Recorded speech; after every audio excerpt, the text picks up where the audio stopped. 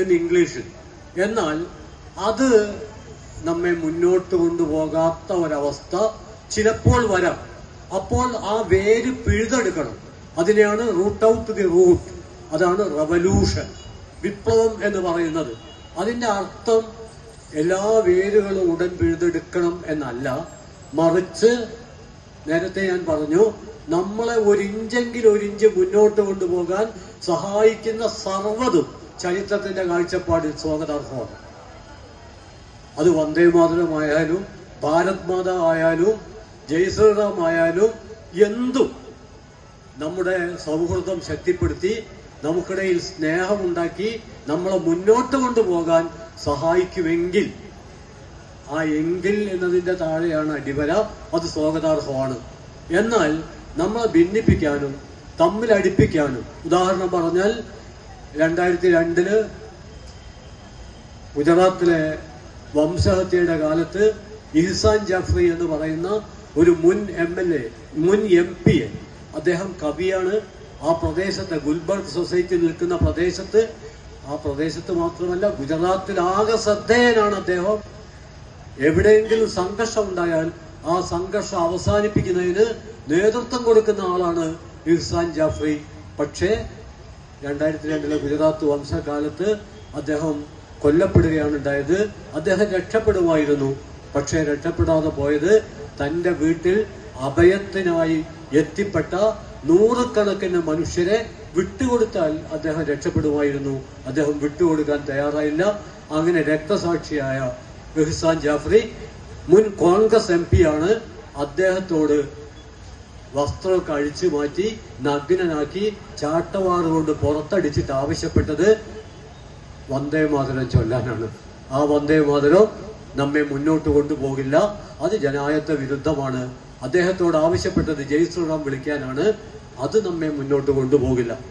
എന്നാൽ എത്രയോ മനുഷ്യർ ആഴത്തിലുള്ള രാമഭക്തിയുടെ ഭാഗമായിട്ട് രാമ രാമ രാമ എന്ന് ജപിക്കുന്നുണ്ട്, ജയ് ശ്രീറാം എന്ന് വിളിക്കുന്നുണ്ട്. അത് രക്തച്ചൊരിച്ചിൽ ഉണ്ടാക്കുന്നില്ല. ഞാൻ പറയാൻ ശ്രമിക്കുന്നത്, വേരിലോളം അല്ലെങ്കിൽ വേര് മുതൽ വിശ്വത്തോളം എന്ന് പറയുമ്പോൾ ഈ ലോകത്തെ അതിന്റെ സമഗ്രതയിൽ കാണുന്ന ഗംഭീരമായ ഒരു കാഴ്ചപ്പാടാണ് നമ്മുടെ പുത്തൻ ദേശീയ വിദ്യാഭ്യാസ നയം മുന്നോട്ട് വെക്കുന്നത് എന്ന് നമുക്ക് തോന്നും. എന്നാൽ നരേന്ദ്രമോദി പറയുന്ന, ഇന്ത്യൻ പ്രധാനമന്ത്രി പറയുന്ന പുത്തൻ വിദ്യാഭ്യാസ നയത്തിലെ വേര് എന്താണ് എന്ന് ചോദിച്ചാൽ, നേരത്തെ ഡോക്ടർ പറഞ്ഞു, നമുക്ക് എല്ലാവർക്കും അറിയാം, അത് ഹിന്ദു മതമല്ല. അത് വളരെ ഗുരുതരമായ ഒരു തെറ്റിദ്ധാരണയും ഇന്ത്യൻ ജനങ്ങളെ മതത്തിന്റെ അടിസ്ഥാനത്തിൽ തമ്മിലടിപ്പിക്കാനുള്ള ഇന്ത്യൻ ഫാസിസത്തിന്റെ ഏറ്റവും ക്രൂരമായൊരു തന്ത്രമാണ്. കാരണം വേര് മതമല്ല, വേര് ജാതി മേൽക്കോയ്മയാണ്. ആ ജാതി മേൽക്കോയ്മ എന്ന് പറയുമ്പോൾ ഇന്ത്യൻ പശ്ചാത്തലത്തിൽ ആ വേരിനെ കുറിച്ച് കൃത്യം 1939 ഗോൾവാൾക്കറുടെ വി ഓർ അവർ നേഷൻ എന്ന അദ്ദേഹത്തിന്റെ പുസ്തകത്തിൽ അദ്ദേഹം കൃത്യം പറയുന്നുണ്ട്.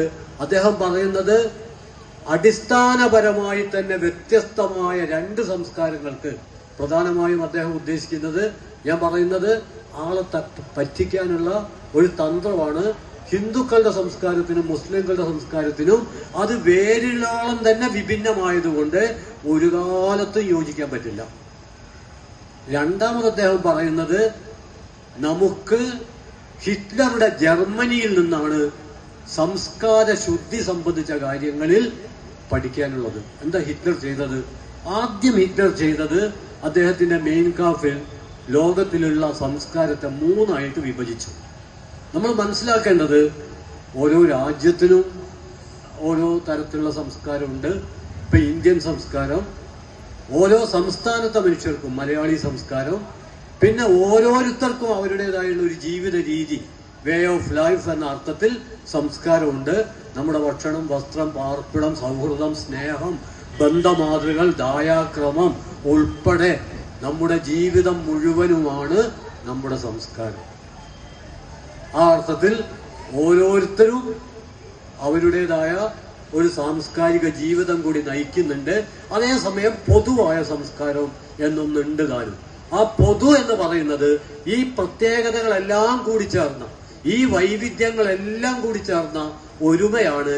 അല്ലാതെ ഏതെങ്കിലും ഒരു കൃത്രിമമായ ഒന്നിനെ എല്ലാവരുടെ മേലും അടിച്ചേൽപ്പിക്കലല്ല. ഒന്നല്ല, ഒരുമയാണ്.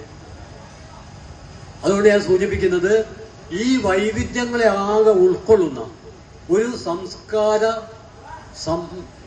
പരികൽപ്പന വികസിപ്പിക്കുന്നതിന് പകരം ഹിറ്റ്ലർ ചെയ്തത് സംസ്കാരത്തെ മൂന്നായിട്ട് വിഭജിച്ചു. അതിലൊന്ന് founders of culture, 2 bearers of culture, 3 destroyers of culture. ഒന്നാമത്തെ കൂട്ടർ സംസ്കാരത്തിന്റെ സൃഷ്ടാക്കളാണ്. അത് ഹിറ്റ്ലർക്ക് ഒരു സംശയവുമില്ല, അത് ആര്യന്മാരാണ്. രണ്ടാമത്തെ കൂട്ടർ സംസ്കാരത്തിന്റെ പ്രചാരകരാണ്, അത് ഏഷ്യൻ ജനതയാണ്. മൂന്നാമത്തേത് സംസ്കാരത്തെ സംഹരിക്കുന്നവരാണ്, നശിപ്പിക്കുന്നവരാണ്, അത് ജൂത സമൂഹമാണ്. അതുകൊണ്ട് സംസ്കാരത്തെ നശിപ്പിക്കുന്നവരെ എന്തു ചെയ്യണം? അവരെ ഉന്മൂലനം ചെയ്യണം. അതാണ് ഫൈനൽ സൊല്യൂഷൻ. അതായത് വേരിൽ തന്നെ വിഭിന്നമായ സംസ്കാരം സൂക്ഷിക്കുന്നവരെ വെച്ച് ഉറപ്പിക്കാൻ പാടില്ല എന്നാണ് Golwalkar we are our nation defined എന്ന 39 പുസ്തകത്തിൽ പറഞ്ഞത്. എന്നാൽ ഇതേ സംഭവം തന്നെയാണ് കുറെ കൂടി സൈദ്ധാന്തികമായി 1922-23 സവർക്കർ അവതരിപ്പിച്ചത്. സവർക്കറിന്റെ ഹിന്ദുത്വയിൽ അദ്ദേഹം പറയുന്നുണ്ട്, ഏതൊരാളുടെ പുണ്യഭൂമിയാണോ, ഏതൊരാളുടെ പിതൃഭൂമിയാണോ, ആ വിഭാഗം മാത്രമേ ആ രാജ്യത്തിലെ പൗരരാവുകയുള്ളൂ. അതായത് നിങ്ങൾ ഇന്ത്യയിൽ ജീവിച്ചത് കൊണ്ട് കാര്യമില്ല, മറിച്ച് ഇന്ത്യ ആയിരിക്കണം നിങ്ങളുടെ പുണ്യഭൂമി. നിങ്ങൾക്ക് വിദേശത്ത്, അത് അറേബ്യയിലാവാം, അത് വത്തിക്കാനിലാവാം, അത് നേപ്പാളിലാവാം, നിങ്ങൾക്ക് പുണ്യഭൂമി ഉണ്ടാവാൻ പാടില്ല. നിങ്ങളുടെ ദൈവം ഈ രാജ്യമായിരിക്കണം എന്നാണ് അതിന്റെ മലയാളം. അവിടെയാണ് ഇതിന്റെ സങ്കീർണത മുഴുവൻ. ഒരു രാജ്യത്തെ ദൈവവൽക്കരിക്കുക എന്ന് പറയുന്നത്, പുണ്യഭൂമിയാണ് എന്ന് പറയുന്നത് ഇത് തന്നെയാണ് ഗോൾവൽക്കറും പറയുന്നത്. സവർക്കറും ഗോൾവൽക്കറും ഹെഡ്ഗേവാറും അതുപോലെ തന്നെ ദീനദയാൽ ഉപാധ്യായയും ഒക്കെ പറയുന്നത് ഈ ഭൂമി ദേവഭൂമിയാണ്, മോക്ഷഭൂമിയാണ്, കർമ്മഭൂമിയാണ്, പുണ്യഭൂമിയാണ്. ഇവിടെ നമ്മൾ എന്തെങ്കിലും ഗുണം ചെയ്താൽ അതിന് 1000 ഇരട്ടി പുണ്യം കിട്ടുമെങ്കിൽ ലോകത്തിന്റെ മറ്റേതെങ്കിലും ഭാഗത്ത് ചെയ്താൽ അതിന്റെ കാര്യം കട്ടപ്പുകയാണ്. നമ്മുടെ രാജ്യം പുണ്യഭൂമിയാണെങ്കിൽ മറ്റു രാജ്യങ്ങളൊക്കെ പാപഭൂമിയാണ് എന്ന് പറയേണ്ടി വരും. ലോകത്തിൽ എവിടെയെങ്കിലും ഒരു മനുഷ്യൻ കൊള്ളാവുന്ന കാര്യം ചെയ്താൽ അത് കൊള്ളാവുന്നതാണ്. ഇന്ത്യയിൽ ചെയ്താൽ കൊള്ളാവുന്നതാണ്. ഇന്ത്യയിൽ കൊള്ളരുതാത്തത് ചെയ്താൽ അത് കൊള്ളരുതാത്തതാണ്.